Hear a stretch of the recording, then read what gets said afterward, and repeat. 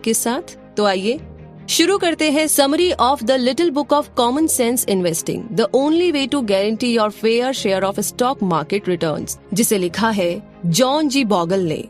तो इस समरी में आप सीखेंगे कि इंडेक्स फंड्स क्या होता है और एक आम आदमी को म्यूचुअल फंड के बजाय इंडेक्स फंड में पैसा क्यों लगाना चाहिए।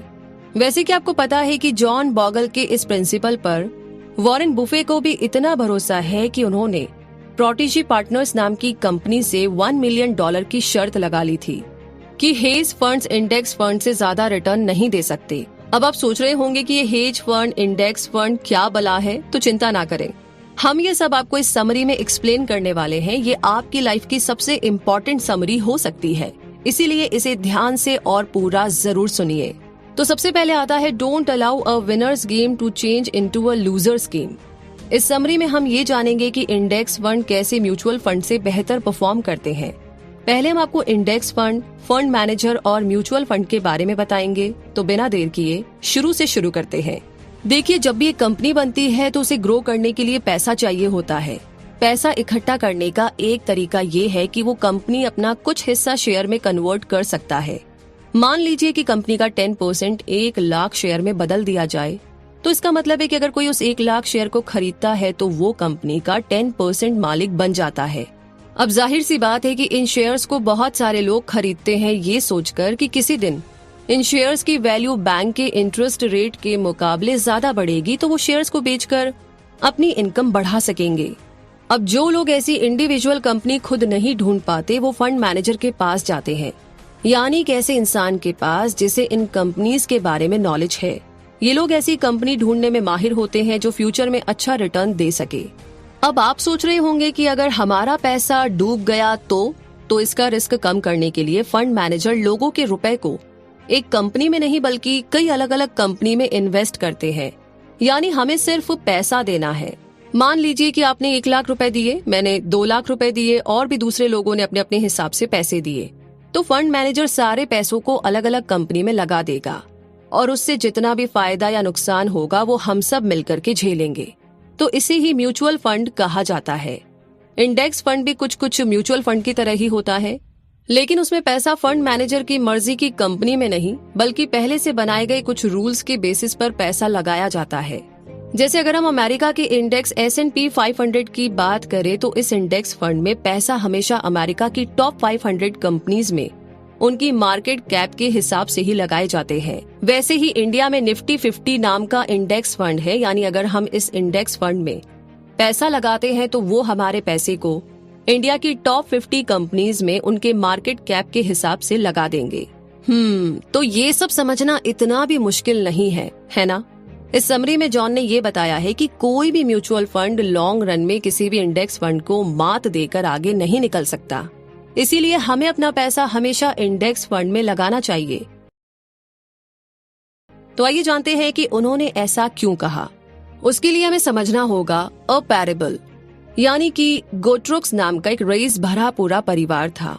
उन लोगों ने अमेरिका के मार्केट के सारे शेयर्स खरीद लिए थे। जब भी कोई कंपनी ग्रो करने के लिए अपना शेयर मार्केट में निकालती तो वो उसमें पैसे इन्वेस्ट कर देते। इस तरीके से वो और ज्यादा अमीर होते जा रहे थे। इस परिवार का हर मेंबर अमीर हो रहा था और बहुत ही खुश था। लेकिन कुछ टाइम के बाद परिवार के कुछ मेंबर्स एक्सपर्ट की सलाह पर डिसीजन लेने लगे। क्योंकि सारे शेयर्स गोट्रोक्स परिवार में ही थे तो एक्सपर्ट्स ने उनसे कहा कि वो कुछ शेयर्स अपने कजिन्स को बेच दे और बदले में उनसे दूसरी कंपनी के शेयर खरीद ले। इससे ये फायदा होगा कि जो कंपनी अच्छा परफॉर्म कर रही है उसके शेयर से उनके कजिन्स को नहीं बल्कि उन्हें फायदा होगा। उन लोगों ने बिल्कुल वैसा ही किया, लेकिन रिटर्न बढ़ने के बजाय कम होने लगे। अब आप पूछेंगे कि ऐसा क्यों हुआ? क्योंकि ये एक्सपर्ट्स जो एडवाइस देते थे उसके लिए कमीशन चार्ज करते थे। थोड़ा टाइम बीतने के बाद गोट्रोक्स परिवार को लगा कि भाई उनका ये प्लान तो काम ही नहीं कर रहा है। इसीलिए उन्होंने सोचा कि उन्हें और भी ज्यादा एक्सपर्ट लोगों की जरूरत है जिन्हें और भी ज्यादा नॉलेज हो और जो बेहतर तरीके से उनके शेयर्स को मैनेज कर सके। अब वो और भी ज्यादा मैनेजर्स को हायर करने लगे। अभी उन्हें इन मैनेजर्स को भी फीस देनी पड़ती थी। इसके साथ साथ जब भी शेयर्स खरीदा या बेचा जाता है तो उसके लिए भी उन्हें कमीशन देना पड़ता था। इन मैनेजर्स ने अपनी कमाई को बढ़ाने के लिए जरूरत ना होने के बावजूद भी शेयर्स खरीदना और बेचना शुरू कर दिया। इन सब की वजह से गोट्रोक्स परिवार को अपनी इन्वेस्टमेंट पर कम रिटर्न मिलने लगा। यहाँ तक कि कई बार तो उन्हें भारी नुकसान भी हुआ। तब उन्हें एहसास हुआ कि उन सारे एक्सपर्ट्स और मैनेजर्स की सलाह एकदम बेकार थी और उन्हें पहले की तरह अमेरिका की कंपनी में इन्वेस्ट करना जारी रखना चाहिए, ताकि जब जब किसी कंपनी को फायदा हो तब उन्हें भी उसका फायदा मिल सके। जॉन का भी यही मानना है कि अगर एक आदमी इधर उधर के बजाय अपने देश के इंडेक्स फंड में पैसा लगाए, यानी अपने देश की टॉप कंपनीज में पैसा लगाए और उसे लंबे समय तक होल्ड करके रखे, तो उसे ज्यादा फायदा होगा। तो पैरेबल को समझने के बाद अब समझते हैं मार्केट के बिहेवियर को। हम सब जानते हैं कि किसी भी कंपनी के शेयर की वैल्यू कभी भी बढ़ जाती है तो कभी भी कम हो जाती है। क्या आपके मन में सवाल नहीं आता है कि ऐसा क्यों होता है? तो जॉन का कहना है कि ऐसा 2 कारणों से होता है। पहला तो ये है कि उस कंपनी की अर्निंग, यानी कि कंपनी असल में कितना प्रॉफिट कमा रही है। अगर अर्निंग बढ़ेगी तो शेयर का दाम भी बढ़ना चाहिए, और अगर अर्निंग कम होगी तो शेयर का दाम भी गिरना चाहिए। और देखा जाए तो एक शेयर के दाम पर सिर्फ इसका ही असर पड़ना चाहिए, लेकिन असल जिंदगी में ऐसा नहीं होता। शेयर के दाम पर अलग अलग चीजों का काफी असर पड़ता है। लोगों की इमोशन यानी भावनाओं का भी इस पर असर होता है। इस इमोशन को पीई रेशो से मेजर किया जा सकता है, यानी प्राइस टू अर्निंग रेशो से। तो आइए पहले हम इसे समझ लेते हैं। मान लीजिए कि आप एक कंपनी में 100 रुपए इन्वेस्ट करते हैं और 1 साल के बाद वो कंपनी आपको 5 रुपए कमा कर देती है। तो इस कंपनी का पीई रेशो हुआ प्राइस डिवाइडेड बाय अर्निंग, यानी कि PE ratio 100 divided 5 is equal to 20, यानी कि 20 रुपए।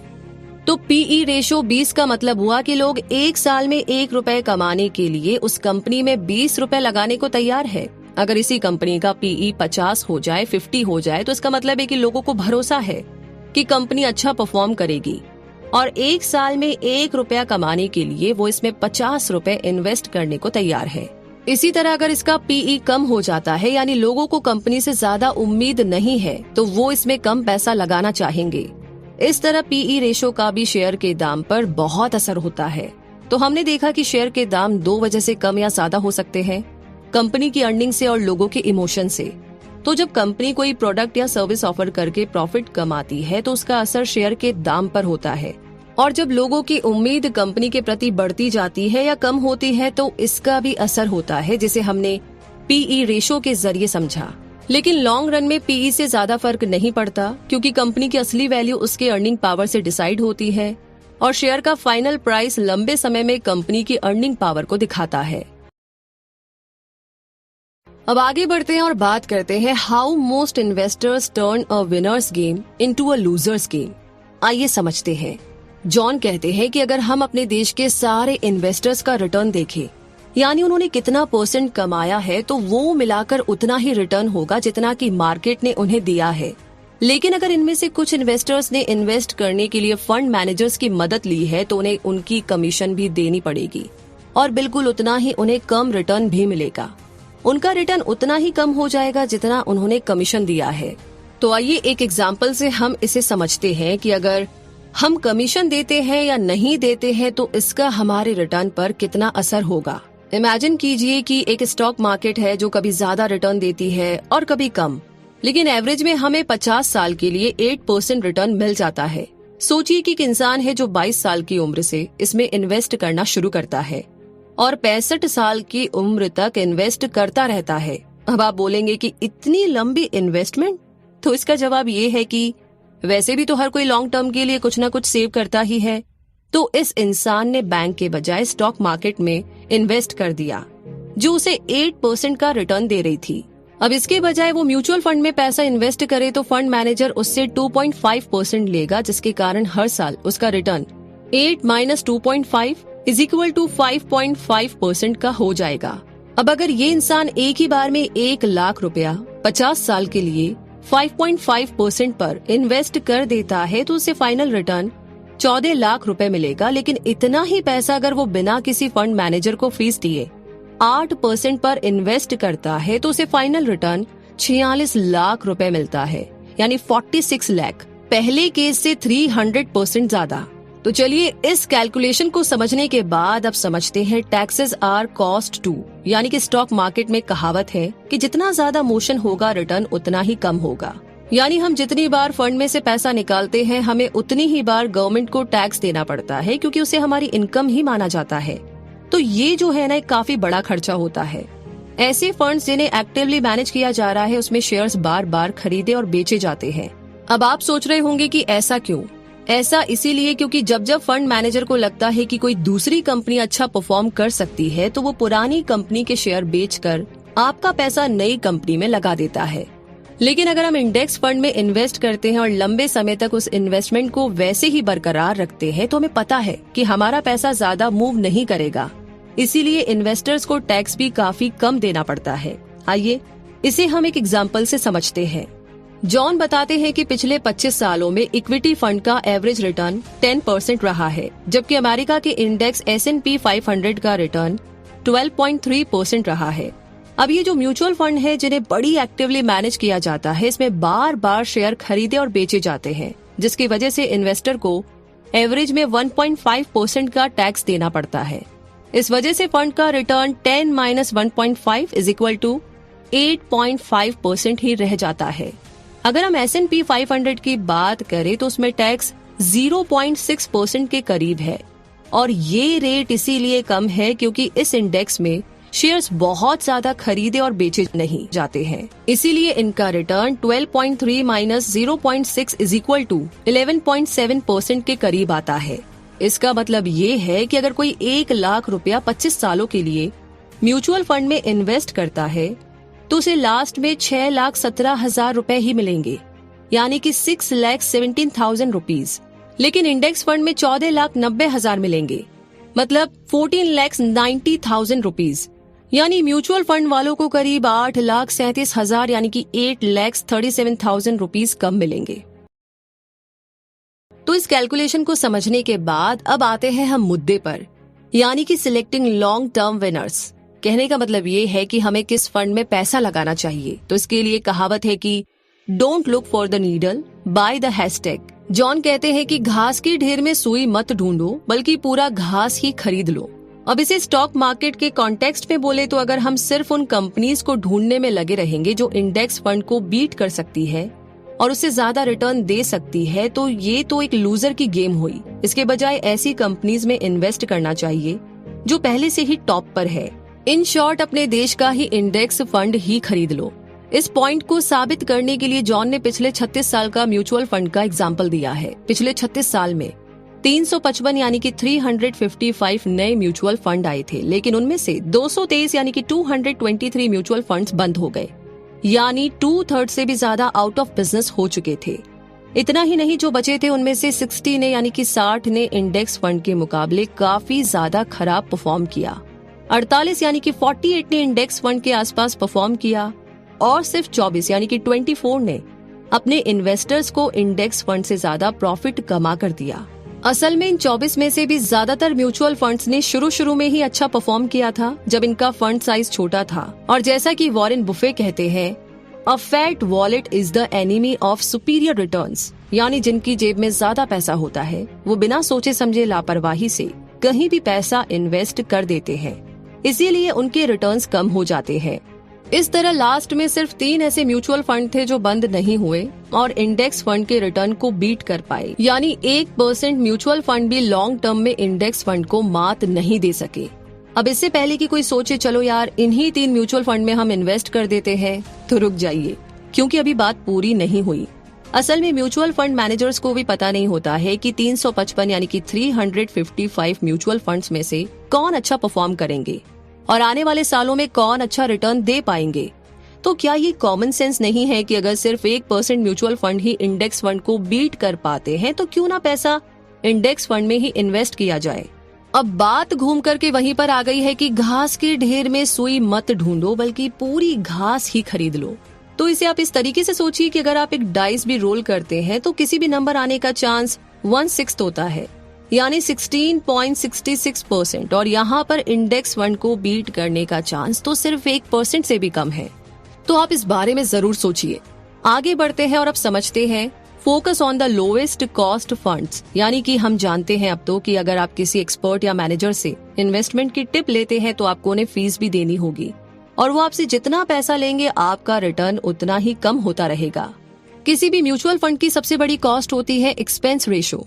एक्सपेंस रेशो का मतलब है कि हमारे पैसों को मैनेज करने के लिए और एडवर्टीजमेंट करने के लिए हमसे जो कॉस्ट ली जाती है म्यूचुअल फंड में मैनेजर ज्यादा एक्सपेंस रेशो चार्ज करते हैं, इसीलिए ये 1 से 2% तक चला जाता है। लेकिन यही कॉस्ट इंडेक्स फंड में सिर्फ 0.1% के आसपास होता है। तो इसे समझने के बाद अब जानते हैं कि बेंजामिन ग्राहम इंडेक्स फंड्स के बारे में क्या बोलेंगे। इन्वेस्टमेंट पर लिखी गई सबसे popular book the intelligent investor और सिक्योरिटी एनालिसिस के ऑथर बेंजामिन ग्राहम के इंडेक्स फंड के बारे में क्या विचार है, क्या थॉट है। तो वैसे तो बेंजामिन इंडेक्स फंड मार्केट में 1949 यानी कि 1949 तक आए ही नहीं थे। फिर भी उन्होंने एक बात कही थी जो कि इनडायरेक्टली इंडेक्स फंड्स के पक्ष में ही थी। उन्होंने कहा था कि ज्यादातर इन्वेस्टर्स के पास ना तो इतना टाइम होता है और ना ही इतनी दिलचस्पी और लगन होती है कि वो हर टाइम बिजनेस के बारे में ही पढ़ते रहे। इसीलिए उन्हें अपने पैसे डिफेंसिव पोर्टफोलियो में इन्वेस्ट करना चाहिए और उससे जितना भी रिटर्न मिले उसी में संतुष्ट रहना चाहिए। जब आप अपना सारा पैसा किसी एक कंपनी में ना लगाकर अलग अलग कंपनीज में लगाते हैं तो उसे पोर्टफोलियो कहा जाता है। अक्सर लॉस का रिस्क कम करने के लिए कुछ ऐसे शेयर में पैसा लगाया जाता है जो ज्यादा रिटर्न तो नहीं देते, लेकिन उनमें पैसा डूबने का खतरा काफी कम होता है। ऐसे पोर्टफोलियो को डिफेंसिव पोर्टफोलियो कहा जाता है, जिसमें पैसा ज्यादा रिस्की और कम रिस्की दोनों शेयर्स में लगाए जाते हैं। बेंजामिन ने ये भी कहा था कि वॉल स्ट्रीट का मकसद बिजनेस करना है और इन्वेस्टर से जो कमीशन मिलता है मार्केट उसी बेसिस पर चलता है, जिसका मतलब है कि इस मार्केट का नेचर ही ऐसा है कि इन्वेस्टर को बहुत ज्यादा रिटर्न नहीं मिल सकता। शॉर्ट में इसका ये मतलब है कि बार बार स्टॉक खरीद और बेचकर ज्यादा पैसा नहीं कमाया जा सकता, बल्कि सबसे बेस्ट स्टॉक्स में लंबे समय तक पैसा इन्वेस्ट करके ही अच्छा रिटर्न कमाया जा सकता है। तो इसी के साथ अब टाइम आ गया है इस समरी के कंक्लूजन का, इसके निचोड़ का। तो इस समरी में सबसे पहले हमने ये जाना कि फंड मैनेजर वो होता है जो हमारे पैसे अलग अलग कंपनी में इन्वेस्ट करता है। फिर हमने समझा कि म्यूचुअल फंड वो होता है जिसमें बहुत सारे लोग पैसा लगाते हैं और फंड मैनेजर अपनी कैलकुलेशन के हिसाब से उसे इन्वेस्ट कर देता है। यहाँ फंड मैनेजर को एक्टिव होकर इसे मैनेज करना पड़ता है। फिर हमने समझा कि इंडेक्स फंड भी म्यूचुअल फंड जैसा ही होता है, लेकिन यहाँ पर पहले से कुछ रूल्स बनाए हुए होते हैं जिसके हिसाब से पैसे इन्वेस्ट किए जाते हैं। इसीलिए फंड मैनेजर को इसे ज्यादा एक्टिव होकर के मैनेज नहीं करना पड़ता, जिसकी वजह से इंडेक्स फंड में एक्सपेंस रेशो काफी कम होता है। हमने ये भी देखा कि कोई भी म्यूचुअल फंड मैनेजर ये गारंटी नहीं दे सकता कि कौन सा म्यूचुअल फंड इंडेक्स फंड को बीट कर पाएगा। और पिछले 35 साल के रिकॉर्ड के हिसाब से 1% से भी कम म्यूचुअल फंड्स ने इंडेक्स फंड के रिटर्न को बीट किया था, जिसका मतलब है कि अगर हम अपने देश के इंडेक्स फंड में पैसा लगाए तो वो कई गुना बेहतर होगा। हमने इस टॉपिक पर बेंजामिन ग्राहम के नजरिए को भी समझा। इस इन्वेस्टमेंट मार्केट का नेचर ही ऐसा है कि ये तभी ग्रो करेगा जब मैनेजर्स को कमीशन मिलेगा, और ज्यादा कमीशन तब मिलेगा जब शेयर्स बार बार खरीदे और बेचे जाएंगे, जिसका सीधा साधा मतलब है कि इन्वेस्टर्स को रिटर्न कम मिलेगा। तो अब जब आप इस फर्क के लॉजिक को समझ गए हैं तो सोच समझकर अपनी जमा पूंजी को इन्वेस्ट करें।